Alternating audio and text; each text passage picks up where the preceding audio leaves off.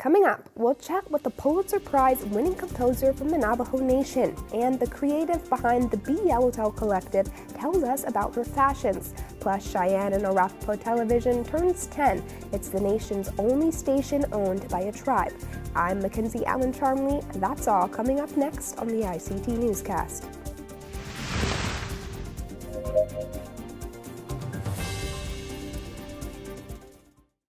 This program is made possible by the Corporation for Public Broadcasting, a private corporation funded by the American people. The Walter Cronkite School of Journalism and Mass Communication at Arizona State University is a proud supporter of Indian Country Today. Students at Cronkite News and Gaylord College at the University of Oklahoma cover indigenous communities together. This important work is distributed by more than 100 news organizations. This collaboration provides a much-needed boost to coverage of Native American communities nationwide. Learn more at cronkitenews.azpbs.org.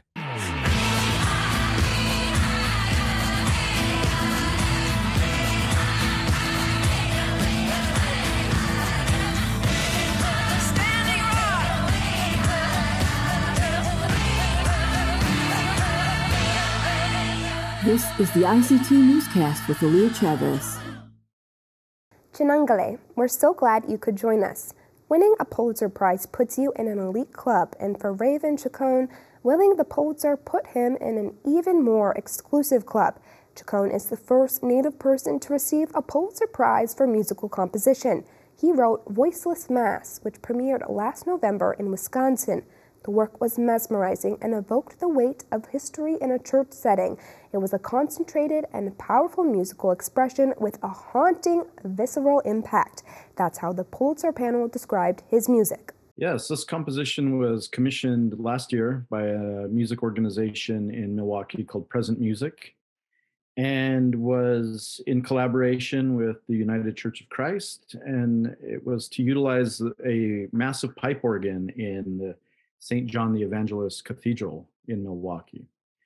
And so I wanted to write a piece, not only, in having this opportunity to write for this massive instrument, but thinking about the building that it is stewarded in, the church, and thinking about the church as a site of, gathering and prayer, but also this contradiction that the space itself allows for voices to be heard.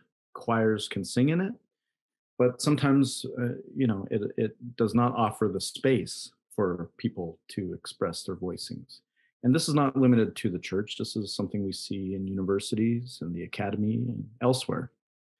And so it considers that, this futility of trying to give voice to the voiceless instead of offering space. Were you at all nervous to compose a piece like this, given that, as you said, Indigenous people haven't always been welcomed into spaces like the church? Not at all.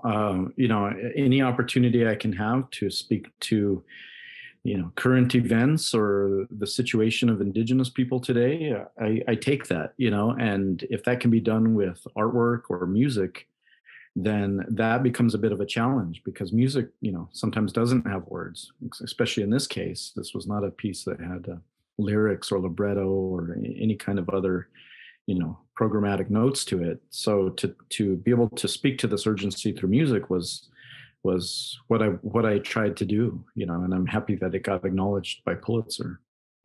I want to go exactly to that. Earlier this week, the Pulitzer board mentioned that you were the first Native person to win a Pulitzer in musical composition. Where were you when you found out that news, and what was your reaction? I was in my studio, and normally I turn off the phone if I'm recording or writing, and the phone just kept going off the hook. I had no idea that I received this award, and I was getting texts by friends and family and saying I won, and I was completely taken by surprise, and eventually learned what was going on. So I'm completely honored and humbled by it all, that my music has made it to that level. How do you think that you winning this award sets the groundwork for others who might be interested in applying for the Pulitzer or other kinds of awards like the Pulitzer? Well, you just have to keep doing this for, decades. That's what I did. And, I performed music for 10 years for audiences that only had 5 people in them, and that's what you have to do. There's no very few quick recognition that's going to happen, and it takes a lot of hard work, and there's not a whole lot of us Native folks that are making composition or composing music. So hopefully there's more awareness of the need for music education in schools, art education in schools, especially in our Native communities where that's not always a priority. So I think that's the first step. And then, of course, higher education to getting those skills is the next step after that. You, of course, teach students at IAIA. What do you think this award means for those students, and what exactly are you teaching them right now? Yeah, just being aware of the other artwork that's being made out there. And, sometimes we're skeptical of that, thinking, why learn about, what's being made in the rest of the world? But artwork is a really good entry to other worldviews, thinking about what people are addressing in their work, let's say in Africa or Asia or a lot of these places. There's artists all over the world, and for Indigenous artists to connect with them, not necessarily the artists that are working in Europe and the rest of the country, but thinking about all these other ways of seeing the world is very exciting right now for Indigenous artists. And that's one of the main requirements, is just to look at as much art as possible and listen to as much music as you can. After winning the Pulitzer, Raven Chacon finished writing a book on 13 Indigenous women composers. From music to fashion, when we come back, Bethany Yellowtail shares her journey in the world of designer clothing.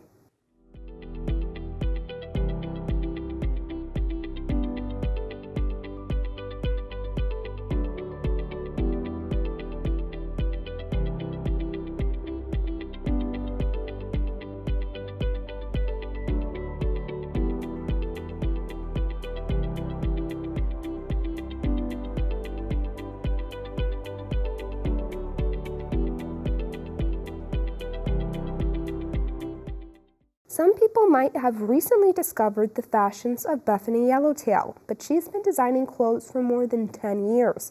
Her line, the Yellowtail Collective, is based in Los Angeles and was on display at the Res 2022 conference this year. ICT Editor Jourdan Bennett-Begaye caught up with her at the event.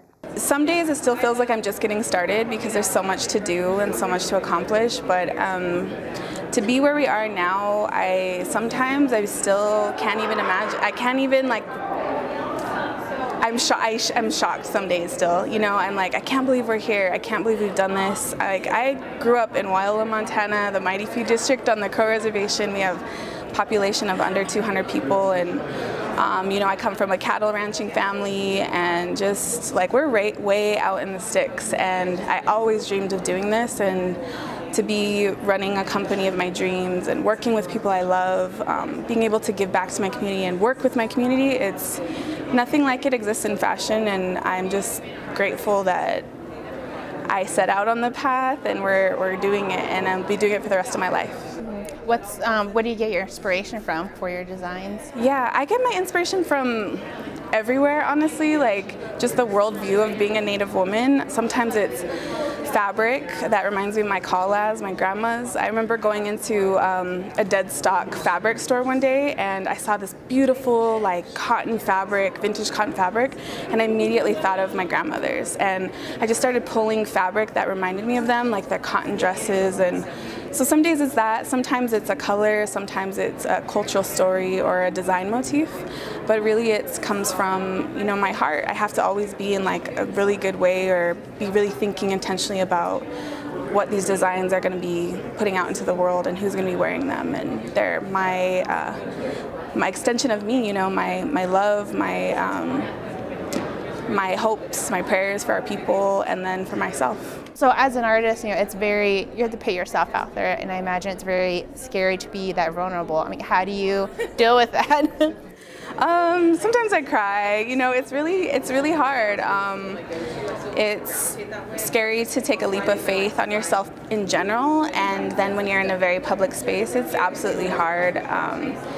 especially when our own people are sometimes our biggest critics, and I only want to be doing well by our people, and so I get sensitive about it. But my bigger picture, the bigger vision for my company and myself, I know I have a good heart, and I have a really incredible support system, accountability system with, some of the best organizations in Indian country like Illuminatives or Native Wellness Institute.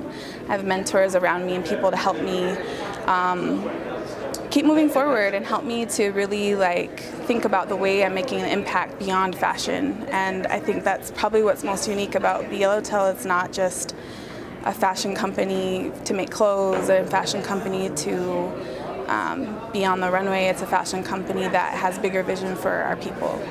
Well, and like you said in the panel earlier, one of the bigger visions is economic prosperity for our communities, and I think it's really interesting because I know there's some people who love to get a good deal on some earrings or a necklace, but then there's the other side of it where an artist puts so much work and labor, materials in it, and they still have to put food on the table.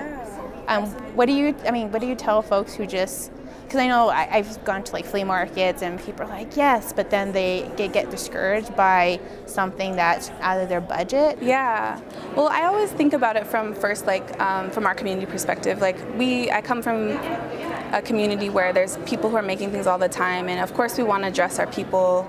It's important that we, represent in our own communities too. However, the bigger picture is how that impacts our direct families, right? Because Native entrepreneurs, when we invest in Native entrepreneurs, it means we're investing in Native families, which means we're investing in Native communities. And for me, when we started Yellowtail, or the collective particularly, we really had to help our artists understand how to price their work in a different manner than we're used to in our own communities, because there's not disposable income. And a lot of times we trade, which is a beautiful thing. We have our own form of commerce in our communities, but to sustain our families, and we have to participate in, the capitalist system, unfortunately, we have to feed our families, we have to provide for our own families. And so how do we do that in a way where it's viable, it's sustainable for ourselves, right? So I really came from, thankfully, my corporate fashion background. I really helped understand how to price goods appropriately. So labor costs, cost of materials. So we really work with the artists that have come on our platform to help price based on just the data, the facts of this is how much time, this is how much labor, this is your materials, this is the formula for retail. And so when we take the emotion out of it, we take the who can afford it or not, this is what it will take to be an appropriate price for your work. And so it takes that kind of emotional part of it, and our kind of worry about who can buy it or not, or if our family can buy it or not, or our relatives in our community can buy it or not. And because we deserve to be able to sustain our families. And for me, that was the biggest, most important part of building that platform, is helping entrepreneurs in my own communities first and growing that. And now we've seen the way the collective has impacted Indian country and helped price things and set the bar for other entrepreneurs, even if they don't sell through us, to price their work appropriately and advocate for buying Native made and paying what it's worth. Thank you so much for taking time of your day to be here with us. I appreciate it.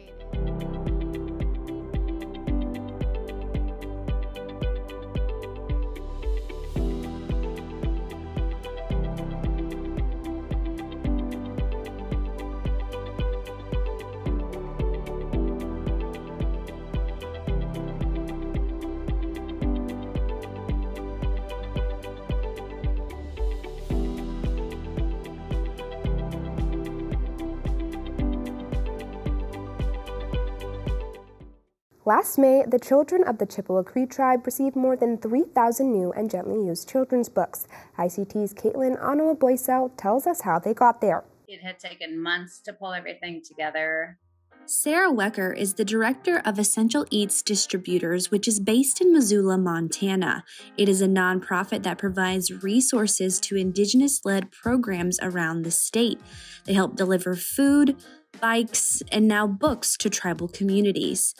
Sarah was asked to be a part of a special project to deliver books to a bookmobile to Rocky Boy. She says to her, it's all about giving back. The premise of our organization is to share in the wealth of the community I live in and to help bridge some of those gaps. Our tribal lands in Montana are extremely rural, almost all of them, and extremely remote. Even with it being in a rural area, that didn't stop donors from filling up the shelves with quality books that were written specifically for Indigenous students. Wecker says an anonymous donor donated books made in Canada, and they weren't cheap. Some of the books that you sent had actual, Cree language in it. Can you talk a little bit about that? And at first I was like, wow, this little box of books was $500. And here we sent, 2 pallets full of books. And then I looked through them and they were so beautiful and so filled with incredible art. The Bookmobile will be driving to different areas this summer around Rocky Boy. Their goal is eventually to have a librarian on staff and for the Bookmobile to serve as a food truck for community events. I think it's a good stepping stone. In Springfield, Illinois, Kaitlin, Onawa, Boysel, ICT News. Monica Nuvamsa is taking puzzle making to a new level. About 4 years ago, she started making puzzles from intricate Hopi designs. It was a way for her to honor her late grandmother and pay tribute to a pastime they loved and shared, putting together a jigsaw puzzle. As ICT's Patty Talahongva reports, Nuvamsa paints each design, then turns it into one small but challenging puzzle. So this one here is called Ancestry. It represents all of my tribes, Hopi, Acoma, and Havasupai. And the design represents where I draw my strengths. Monica Nuvamsa grew up on the Hopi Reservation in Arizona. She has fond memories of putting together puzzles with her so'o, her grandmother. It was a really, really nice memory, and I decided to make a puzzle series not long after my grandmother passed away. It was my way of keeping her close. Monica turned her paintings into these unique puzzles, like this one that shows frogs singing on a lily pad. But we do have riparian areas, and I've seen those places on Hopi, and those are places that represent what we pray for in the rain. At a recent art market in Phoenix, this young boy diligently worked on a puzzle. They're only about 7 inches in diameter. His sister was standing here next to him saying he loves puzzles. He's always fixing puzzles at home, and he's standing there and he looks at me and says, "This is a real challenge." This is not her main job. Nuvamsa is the executive director of the Hopi Foundation, a nonprofit with a budget of $1.2 million. She oversees several programs, including Hopi radio station KUYI. How's your business going? It's still a hobby. So far, she's made enough to cover expenses, and she's not in a rush. Like that young boy, she's diligently working to get her puzzles into gift shops that have ties to ancestral sites. In Phoenix, Patty Talahongva, ICT News. When we come back, Oklahoma's only TV station owned by a tribe turns 10. We'll take you to CATV.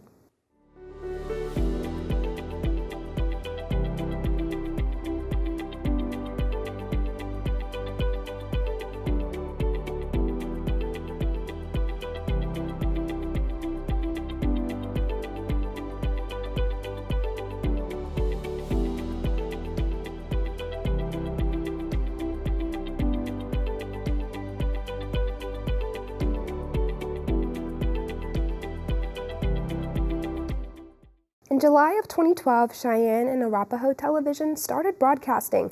It's known as CATV, and viewers have come to enjoy shows with names like Indian Road, Making Regalia, and Fry Bread Flats. Senior content producer Darren Brown tells us how the station started and how it's grown. Well, I will tell you that a lot of it started before I got here. And I think probably about 6 or 7 years before they even got the grant. The tribe applied and received the grant in somewhere around 2009 or 10. It was a $750,000 grant from an office of the FCC, which is no longer even there. So it was the last grant that they put out from that office. It was for a low-power television station, an educational station. And we went on the air in July of 2012, but there was much planning before we got here.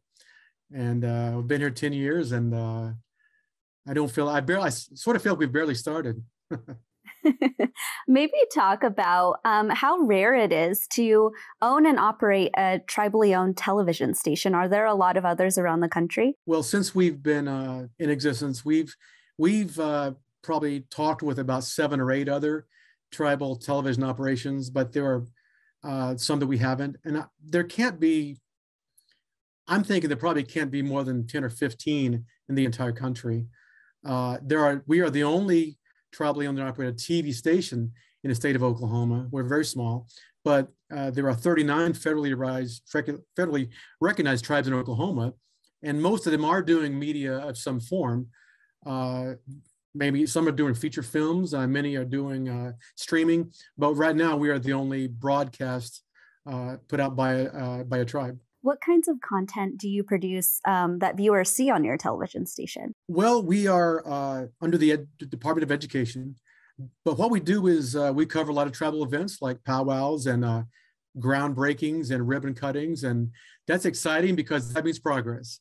Whenever the tribe wins awards, we do things like that. We've done a short, an hour-long documentary, and we produced a kids show called Fry Bread Flats a few years back, and we are currently working on a second season of that. We have a 30-minute show called Indian Road, which is kind of like just cool stuff that natives around this state are doing. And we are developing a live Zoom-based interview show. So we've got a lot of irons in the fire right now. Maybe talk about the pandemic and sort of how you had to work around, not being able to see each other in person and, still produce content. Well, there were furloughs, and our newspaper was here doing the good work. Like I know a lot of tribal media companies around the state were. Truthfully, there was very little we could do during the pandemic because at that point, we just didn't have the means, the resources to work from home in a really effective way. Since then, we've bought equipment, we've bought laptops. So we have, since the major part of that pandemic, we have had to go home and work from home again, and things have been better. But I will tell you that caught us off guard, like I think it did a lot of tribes. And we're still taking precautions here, but I really hope that we don't have to deal with that again. Darren, in Oklahoma and really across the country, I think you're a mentor and a friend to so many of us younger journalists. Maybe talk about, how important it is to have a tribally owned TV station and what kinds of young people you see coming through there and, how you hope to grow the next generation. Well, right now, at least for another few days, we have an intern with us today. He's been with us for a couple of weeks through the summer youth program that the tribe puts on. Over the years, we've had half a dozen high school students in here. And I really thought that 10 years in that we would have some Cheyenne and Arapaho students graduating from college with degrees in broadcast, mass communications, whatever. And that hasn't happened. And I suppose I could find that discouraging. I just feel like I haven't pushed it hard enough. I do preach the native TV gospel every place I go. And you know yourself that I preach it at Naja all the time. And, there are numbers out there that show that the percentage of Native people working in television is about half of 1%, less than 1%. Now, I'm not kidding myself that we'll ever get to 20 or 30, but Aaliyah, we should be able to get to 3 or 4 or 5%. And I'm not going to quit until we make that happen. I just think that if as Native people, if we are not there to advocate for our stories, then those stories don't get told. And if they don't get told, people don't understand and don't care. Not that they don't care, but they didn't know the story was there to be cared about. And when they do, things change. Darren, maybe talk about all of the fields that people can go into television. I mean, I have the job of being the anchor. I get to ask the questions, but of course there's producers, there's people in the studio. Maybe talk about the many ways in which you can contribute to being an Indigenous person working in the television industry. Yeah, we get a lot of, I have the opportunity here. I'm very fortunate to get to speak to a lot of Native kids in high school and college and career days and stuff. And I don't think they all understand. They understand there's there's an anchor, a reporter, and a camera person. But I'm like, no, there are audio people, there are engineers, there are salespeople. And if you ever watch the credits at the end of a film, there's lighting, there's electricians, there's makeup, there's music. And one of the other things that we run into is that people think that we make movies. Well, we don't, we do television. But I tell them, if you know how to shoot and light things properly and edit, those skills will translate to any hundreds and thousands of jobs. So the skill set is the same. Maybe the application is different. And, I find it exciting that things like Res Dogs the other show on Rutherford Falls. Thank you, Rutherford Falls, and stuff like that is happening. So it is an exciting time for Native people. We're being represented in more and more ways, but there's still so much more work to be done. And that's a slice of our Indigenous world. For all the latest, visit ictnews.org. From all of us in the newsroom, stay safe, my relatives. Sometimes you got to take a stand just because you know you can. Oh, you got to run, you got to run.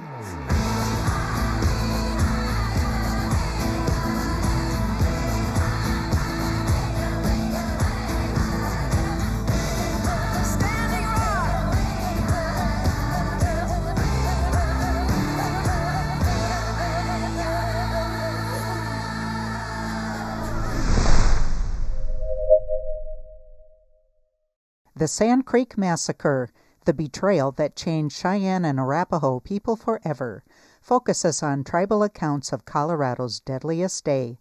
Exhibition details at historycoloradocenter.org. This program is made possible by the Corporation for Public Broadcasting, a private corporation funded by the American people.